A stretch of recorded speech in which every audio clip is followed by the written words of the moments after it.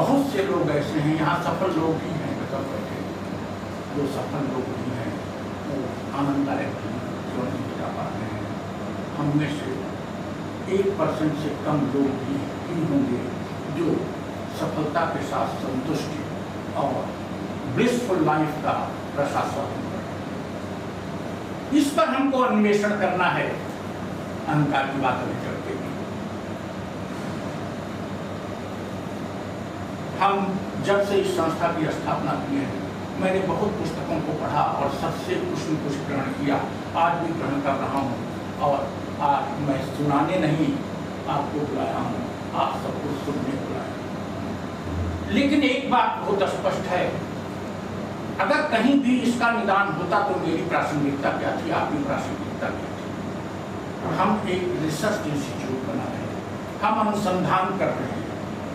हम किसी भी महापुरुष को चुनौती नहीं देते, उनको प्रणाम करते हैं, उनको योगदान के कारण ही हम ऐसी सोच पाए हैं। लेकिन हम किसी पुस्तक से दूर हो गए हैं। दो महीने से डॉक्टर साहब ने एक पुस्तक हमको दी, हमने सम्मानपूर्वक उसको दिया, बगल में लगा दिया, उसका इंट्रोडक्शन पढ़ा।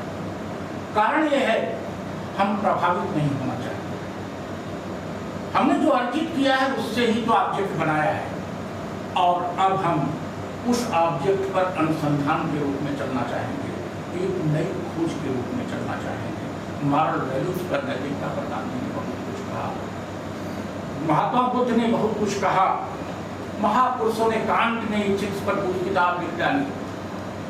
सबको हमने देखा, लेकिन क्या 21वीं सदी में विश्व में क्या हो रहा है, 21वीं सदी के युवा को, बालक को, बुजुर्ग को क्या चाहिए, ये उनके एजेंडे में था नहीं। उनके एजेंडे में जितनी बेसिक बातें थी उनका ही निराकरण उन्होंने किया, हमको यहाँ तक पहुँचाया। ऐसी स्थिति में हम यहाँ एक अनुसंधान करने आए हैं। हम कैसे ये तीनों चीज दे पाएंगे या कमतर कर पाएंगे, ग्रीवेंसेज को, वरीज को हम कैसे कम कर पाएंगे, यही हमारा विषय है। हम कैसे सफलता दिलाएं और लेकिन सफलता के साथ संतुष्टि जुड़ी हो। जैसे कोई कभी टीचर नहीं बनना चाहता है, आईएएस की तैयारी कर रहा है और उसको टीचर बनना पड़ा, न तो उसकी किताबों में रुचि और न पढ़ाने में रुचि है, तो क्या वो संतुष्ट रहेगा? उसमें तो हमेशा ही भावना रहेगी 2 नंबर और मिल गया होता तो मैं आईएएस हो जाता और कम से कम पीसीएस हो जाता। या जो कोई प्रोफेसर बनना चाहता है, उसके गार्जियन ने शोमैनशिप के लिए, फैंटासी के लिए उसको प्रेरित कर दिया कि बेटा तुम सिविल सेवा में जाओ, और सिविल सेवा में चला गया तो क्या पूरा जीवन काटेगा? ऐसी तमाम विकृतियाँ हैं। काउंसलिंग भी करनी पड़ेगी, सबकी प्रवृत्तियों की पहचान करनी पड़ेगी, सबकी पसंदियों का विस्तार करना पड़ेगा।